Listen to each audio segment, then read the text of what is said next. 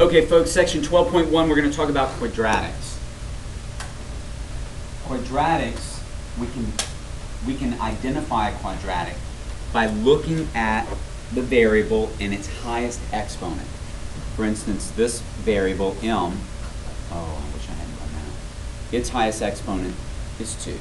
Whenever the exponent is 2, we're talking about a quadratic. Okay, a quadratic term. All right? So, quadratic equations with perfect squares. All right? Now, I want to just look at these for a moment. If k is greater than 0, that means k is positive, then x squared equals k, like this one, m squared equals 49. X squared equals k has two real number roots, positive and negative square root k. We've been doing that all along.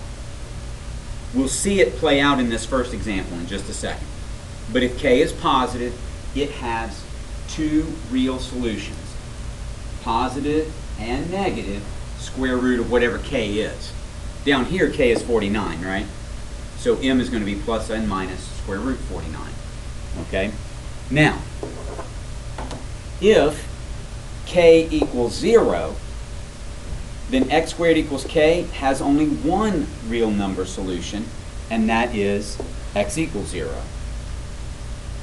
X squared equals 0, then x equals 0. Okay? Now this last one, and we've been talking about this all along. You've been talking about it in 6th grade. I've already talked about it with 6th graders this year. They already know about it. We've been talking about imaginary numbers and all that stuff. Good, good, good, good. Okay? Here's just the point being made again. If k is less than 0, if k is negative, then x squared equals k has no real number roots. Because we can't take the square root of a negative number and get a real number. Okay? We can get an imaginary number, and you will be working with those, but not here. Okay? So let's look at the examples. You with me, Max? Good. Max, this first one says m squared is equal to 49. What do I need to do? Square root of both sides. It's algebra. I don't want to know what m squared is. I want to know what m is.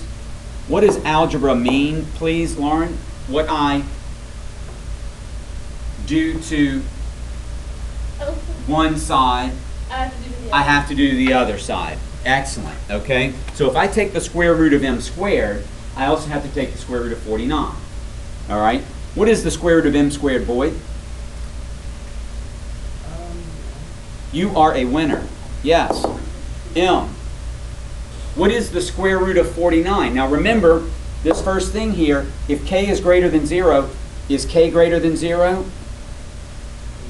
Coolest, is k greater than 0? Okay, then it has two real number roots, positive and negative square root k. So Ellie, what is m equal to?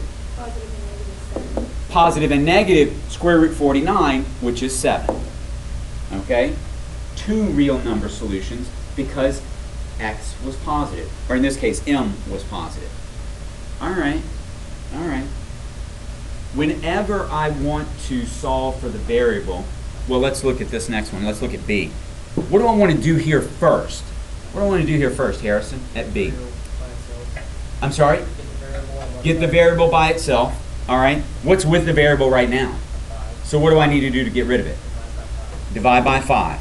It's algebra, so what I do to, I have to do to the other. So I'm going to divide the other side by 5. And what do I have now on the left side, please, Walker?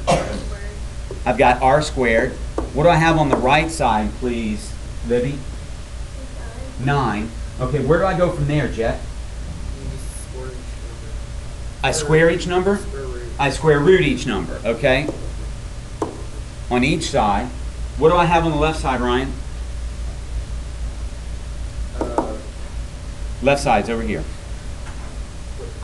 Square root of r squared is what? R. Okay. What do I get on the right side, Lauren S? Positive and negative 3. Because 9 is positive, then I'm going to have two real solutions. Positive and negative 3. Okay? If I square positive 3, I get 9. If I square negative 3, I get 9. All right? Great job.